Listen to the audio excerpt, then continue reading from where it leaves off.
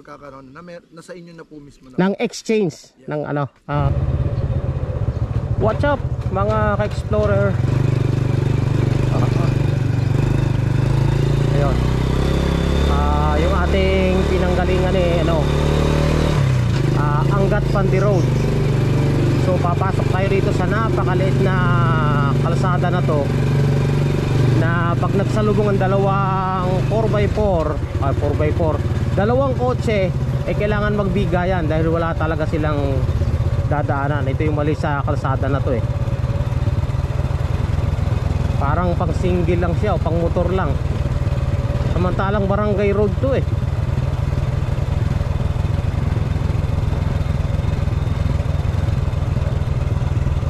ito hindi na asikaso ng barangay, na dapat ang barangay road two-way din, hindi yung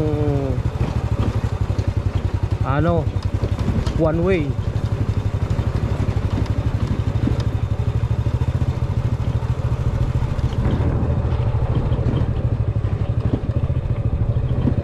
Actually guys, kaya ako pumunta dito dahil gusto ko makita yung farm lot na pinahuhulugan ng sa halagang 250,000 sa loob ng 3 taon, at magda-down ka ng 35k.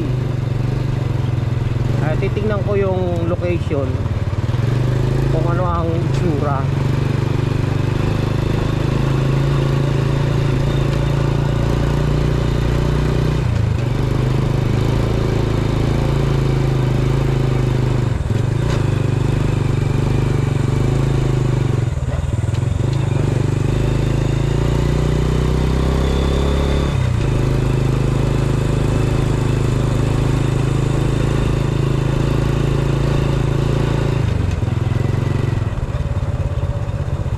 Ito pong tinatahak natin ay Centinela Road. Tayo po nanggaling doon kanina sa Pandi Angat Road.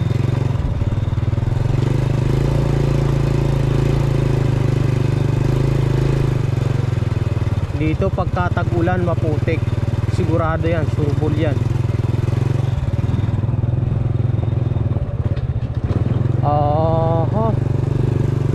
Ito yata na yon, yung Sunrise Resort. Katabi raw ng Sunrise Resort yung kanilang farm lot. Ito nga, ito na nga yung Sunrise Resort.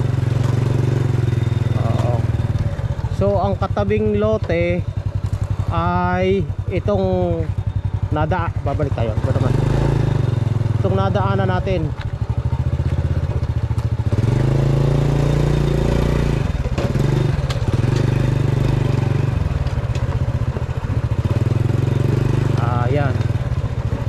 Ito yung right of way.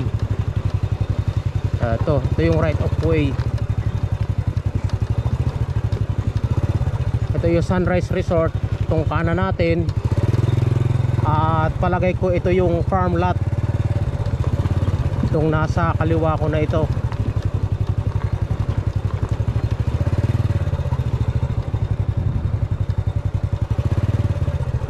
May bakod na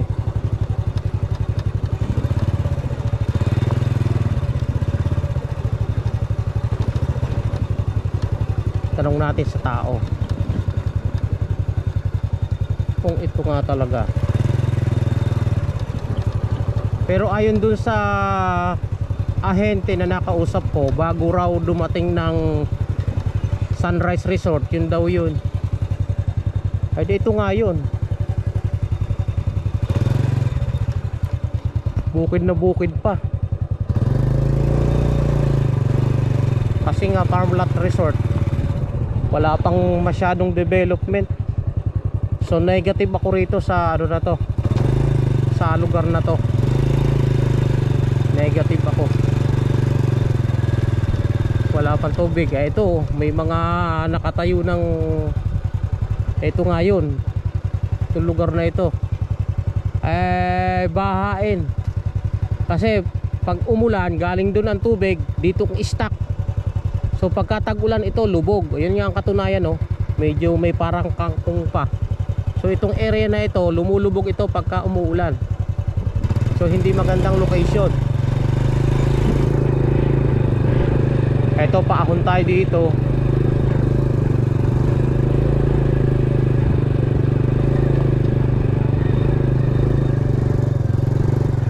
Ito siguro yun, itong sinuro na to. Negative tayo. Hindi ko lang alam kung kasama itong lugar na to. Dito maganda ito. Maganda pwesto dito, oh. Kasi mataas.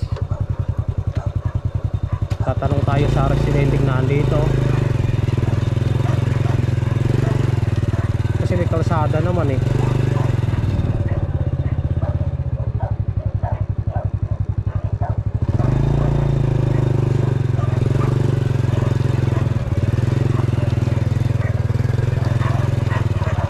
May mga tumatahol, walang tao. Wala tayo makakausap. Sana may tao.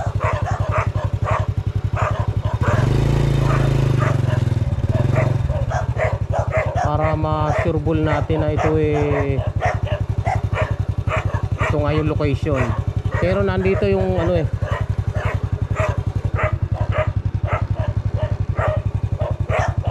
nandito yung Sunrise View Resort.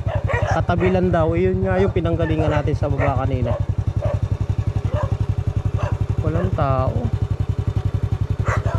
Ay, salamat at may tao. Magandang hapon po. May tatanong lang po ako, sir. Nakatali naman yata yung aso. Yung po ano, sir, yung Sarmiento Farm Lot.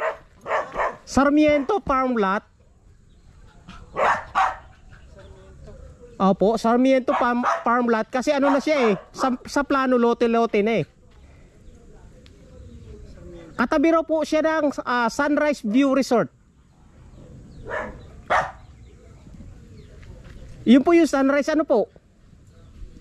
Yung Opo, lote po, yung lote. 700 square meter yun. Ha? 1,700. Malaki po siya malaki po siya, tapos nilote-lote na raw siya ng tigwa 100, tapos tigwa 150. Na yung nasa plano. Ano nakita? Sa Facebook, sir. Nakausap ko na yung ahente. Ano nakarami tumingin niya dito? Alin po kaya dyan, sir? Ito pong sa baba na ito? Ayan nga po talaga siguro. Yan, meron yan. May right of way daw po sila magmula doon sa farm. Ito, primado kami dyan. Ayun, ito na nga. Ibig sabihin yan po yung baba, sir? Titingin lang kayo? Opo, titingin. Kasi nakausap ko na yung ahente. Sabi niya, puntahan ko raw. Yun nga, pinuntahan ko yung location. Hindi ko lang sigurado kung itong right side na ito o yung nasa baba na iyon. Mahirap pa. Oo. Kaya hindi nabenta pala lahat hindi pwedeng tayo. Oo, yun po. Huhulug-hulugan pa. Tapos kada buwan hulugan mo. Hulug. Hindi mo matatayuan dahil hindi pa may re-release yung titulo. Oo. Yan. Ito pong nasa baba na ito. Yan. Ayun, may problema sila sa sistema. Hindi mabibili lote nila. Nakausap ko, pwede raw tayuan lang ng kubo pero hindi tayuan ng bahay. Sabi ko, kukuha ko ng lote para ko tayuan ng bahay. Paano kung kubo lang? Pagka talagang mabibili, ririkulakan panila ito ito. Opo. Hindi kasi ito hindi na pwede nilang galawin to Ito pwede hanggang dyan sa kanila, kaya lang ririkulakan nila yan. Kasi kinuwari ito Kinuwari. Itong lugar na ito. Kinuwari, niiwanan talaga gilid. Para hindi umuho. Ito umuho talaga umuho yung mga daan Kailangan ito, taniman ng puno Para hindi, kung talagang subdivision nila yan, lot 30 ririkulakan nila sila. Lang yung riprap.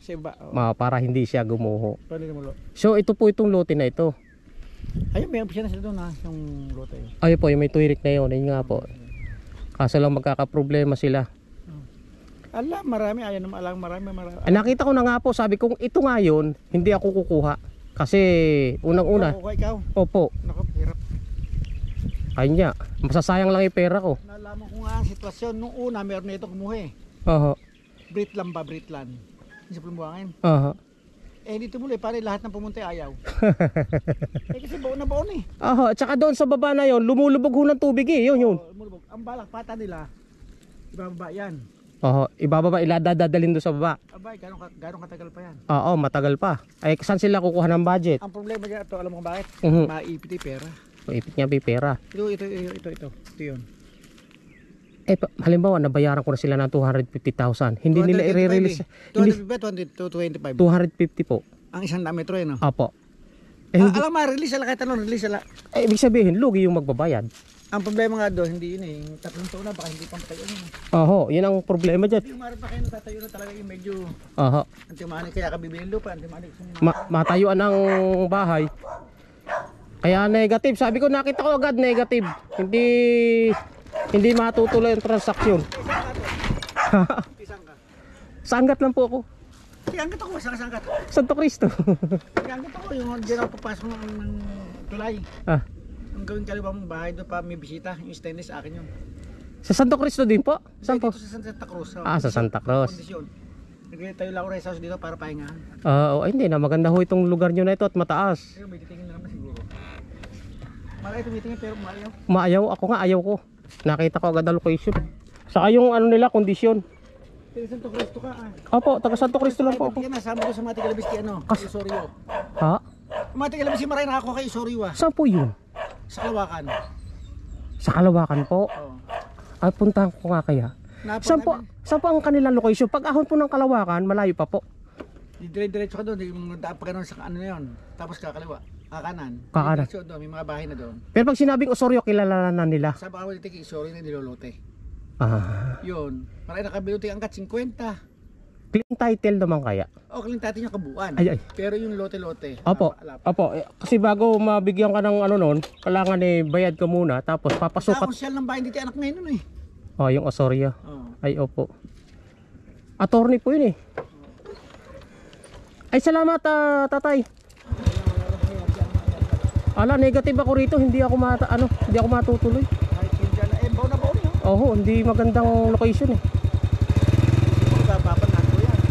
Kaya pa ibabayan, katagulan na. Patagal. Develop muna nila na maganda. Dapat yan, siguro isa sila, inahawakan nila yung pera. Gusto nila mahawakan agad ang pera ng tao. At saka yung pera ng tao, yun ang pampadevelop nila. Hindi Ikaw gano'n. gigisa. Gigisa sa sariling mantika. Oo. Eh, hindi gano'n. Hindi pwedeng gumawa ng bahay. Hindi po. Nabenta lahat. Kailan pa mabebenta yan? Di nasayang yung pera ko. Nabenta yan ba, 2 dalot eh. Hindi ko sabihin nabenta isang dampa. Nako, talagang gano'n sistema alam bibili. Kasulatan ay gano'n eh. Oo. Kasulatan ay gano'n na, ang balita ko, wala nakakuha ng 2 bata. Tiga, Nako, nalugi. Opo, nakita ko po yung plano eh. oh. Nakita ko po yung plano. Yung kulay blue lote ay nabili na raw. Ayun na nga. Yun na yung dalawa. Dalawa po yung nakuha na. Saan yung konduktor na wala?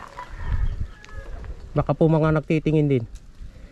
Eh baka nakita itsura, lumayo bumalik na. Nakita yung ano. Sa akin nga, negative sa akin. Kaya pala ako, kwenta yan. Sige po, salamat to. Oo. Ayun. Negative guys, hindi tayo kukuha ng lote rito. Kasi yung kondisyon nila, kinausap na nga ako ng agent, yung kondisyon ng ano nila, kontrata, ganun. Ito, merong ano ito. Hello, good afternoon. Isa ba kayo sa nakabili dyan? Maglilinis. Maglilinis lang. Maglalagay po kami sample ng ng kubo mamaya. Kasi nakausap ko yung agent niya kagabi. Sabi ko nga pupuntahan ko kasi ako'y nagbabalak. Ang kondisyon pala pagka kahit na habang hindi pa na kubo lang pala itatayo, kailangan ko kasi tayuan ng bahay, hindi yung kubo lang. After 6 months po yun. Ha? After 6 months. After 6 months, pwede nang tayuan ng bahay. Opo, hintayin lang po natin yung ninyo. Contract, signing contract. Signing contract. Ang rito kasi Sino po nakausap yung agent? ang pangalan niya? Arjen ba yun? Yung sa Facebook. Si Arjen. Arjen ba? Nasa Facebook. Sabi ko nga sa kanya, bibisitahin ko para makita ko yung location. Hindi niya pa po alam yung details pala. Pwede naman po, hihintayin lang kayong contract bago nyo patayuan. Tayo ng bahay. Nakalagay pa nga ron 250,000 k ano? Within 3 years. Within 3 years. Tapos 35k and down. Yes po. Oo. Sino po talagang pinaka-may-ari nito? Si tatay po. Sa inyo sa inyo. Ito ba'y clean title? Opo. Clean title. Kasi ito agriculture land to no. Yes po. Na-convert nyo na ba ito into residential land? Yes po. Okay. Kaya po bali ang mangyayari nito, pag bumili po kayo, naka-subdivide na po to. Meron na ba siyang individual title? Meron na po. Meron na. Pag ano nyo po, pagkabili nyo, kayo na po yun. Nakapangalan na po. First owner na po kagad kayo. Ayun, ibig sabihin ayon dun sa plano, yung 100 square meter o mahigit, mayroon na siyang individual title ang bawat isa. Nakuha, okay. Naka-record po tayo sa kasi interested kasi ako eh. Po, wala akong problema. Sino po yung nakausap nyo? Arjen sa nakalimutan ko na yun eh. Arjen, paano ko lang po sir ha? Sinakita ko, ako'y taga-angat lang sir. Rito lang din ako sa angat. Nasaan na ba? Ayun. Kasi hindi ko kaya mag-afford ng ganong halaga. Sa hulugan, pwede. Irene Arufo. Si Arufo. Agent po yan. Agent niya po. Sabi ko, gusto ko makausap yung mismong may-ari para sa kalinawan.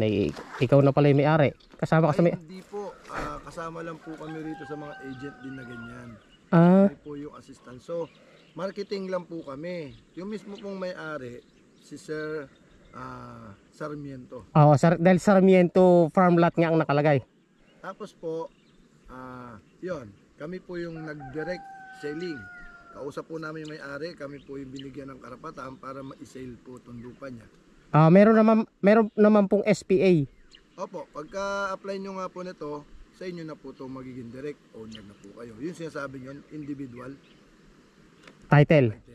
Kasi mahirap pang bitaw ng pera. Tapos ginagarantisado naman po namin sa inyo na sure naman po ito legit. Wala nang problema sa DAR. Opo, ang mangyayari na lang po nito, about po sa paglakad ng papers, pwedeng kayo or pwede kami.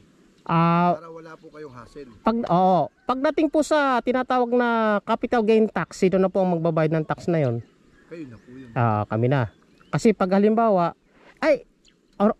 tama, nugget ko na. Ibig sabihin, may sarili na palang title yung bawat lote, ibibigay nyo na lang sa amin. Ayun, kala ko. Ito po, nakakat na po to, nakasubdividual na po. Pag binili nyo po yung 200 square meter, 100 square meter or something, kung ano yung nakuha nyo, doon na po tayo magkakaroon. Nasa inyo na po mismo na. Ng exchange, ng okay. Kasi kung iniisip ko, wala pa siyang individual title. So ako pa magpapasukat ng buong ito para doon lang sa 100 square meter. Babayaran ko yung surveyor. Bali sir, ang nangyayari nito, maliles na kayo doon.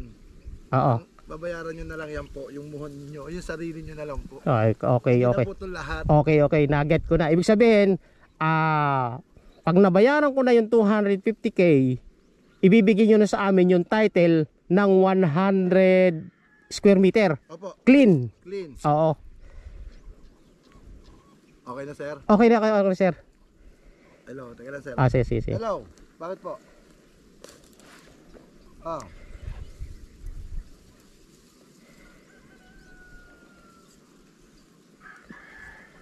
Sinisure ko pa kay Ma'am Ina. Punta ako, daan ako si Mama para tawagan mo si Ma'am Ina. Tawagan ko na si Ma'am Ina.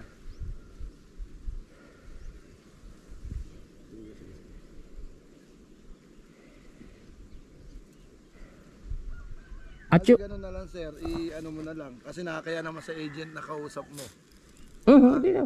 Okay. Ano mo lang. Bali sabihin nyo na lang po, nakausap nyo po rito yung sa land area na si Sir Archie. Kami sila Sir Bob kasi maglalagay kami mamaya ng sample para makita nila na medyo maganda na. Ibig sabihin lote-lote na. Yung ating right of way, wala nang problema? Wala na pong problema yan sir. Ang aking nakikitang problema rito, pagkatag-ulan, lubog yan. Nakayasin natin yan sir. Matagal pa yan. Actually sir, dapat ngayong month na medyo hinihintay lang heavy equipment. Heavy equipment, truck at saka yung maghahakot. Di siguro hihintayin ko muna yung pagtatamba kasi mas interested ako sa mas malapit sa daan Okay, mga dito lang. Oo. Kaya kailangan siguro makita ko muna may tambak dito para ano, Sure. para sure. Tapos ang magiging problem niyan ay kung ang tubig ay manggagaling doon, merong dadaanan yung ano, yung parang drainage dito. Drainage. Oo, yung mga dadaanan ng tubig niya magmula sa itaas. Kasi sapa dati yan eh. Ito sir, sapa to. Oo, sapa dati yan eh. Actually sir, ang magpapa ano talaga nito, magpapa-develop yung mismo ring may-ari. May-ari. So ngayon, kami contractor, hintay lang namin sasabihin niya pag go na. Yung hintayin ko muna yung tambak ng anday pa naman oh, yung napakataas na yun oh. Pag yun hinakot ng truck itambak dito eh, maganda. Papantayo sila nito. Oo, papantay talaga yan. Yun ang kagandahan dyan. Ganun na muna sir, ano ho? Sige po. Thank you.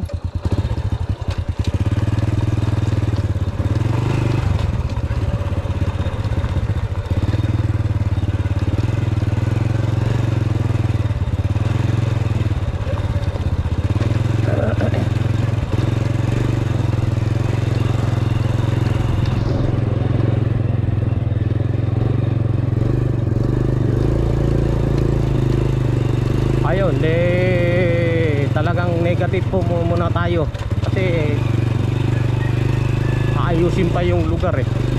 Ayusin muna nila bago sila magbenta ng lote dyan sa lugar na yan. Makita ng tao na talagang maayos na yung lugar, hindi yung aayusin lang kung kailan may tao na. Tatambakan pa pala, ibig sabihin hindi pa tapos yung landscape ng lupa. Hindi pa yun ang talagang final na ganun ang itsura dahil tatambakan pa siya. Tambakan muna nila bago tayo kumuha ng ng lote diyan. Ang kagandahan po kasi hulugan sana magaan sa bulsa. 250k 3 years to pay. Ayos sana. Kaso lang hindi pa talaga totally develop yung lugar. So hanggang dito muna mga ka-explorer. Salamat sa inyong pagsubaybay. God bless us all.